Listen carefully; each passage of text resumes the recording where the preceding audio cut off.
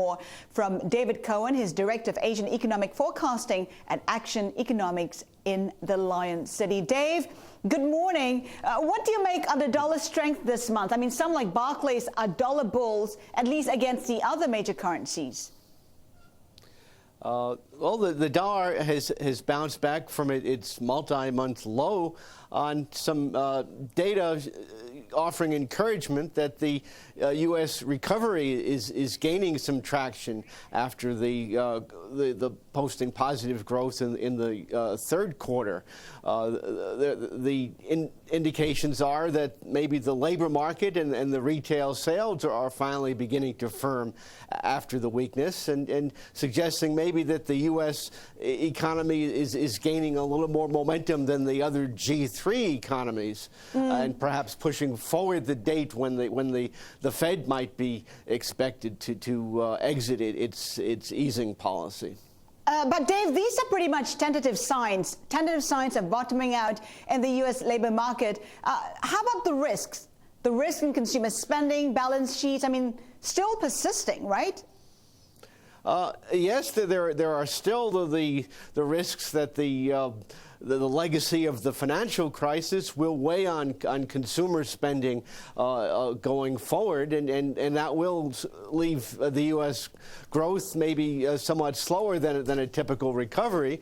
But at least the indications are that the economy is turning around with the evidence that the housing market is bottoming out. Although we did get a little disappointment last week, the home sales number contributed to a little sell-off in thin trading at the end of last week on the FX markets for the dollar. But I think at the end of the day, a lot will hinge on just when the Fed will signal that it's no longer maintaining its extremely low rates for an extended period of time, and that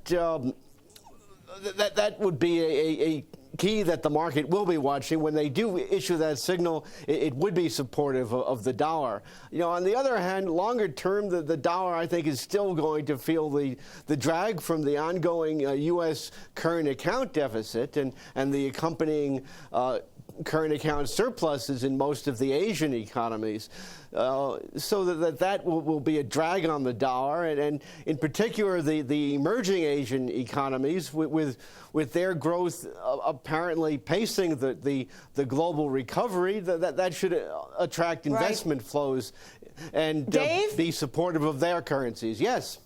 Let's get your take on some of the crosses. Dollar yen, what's your target? Can it test 80? I think the dollar yen could get up to 92, 93 in the near term. That would be the highest in about 4 months.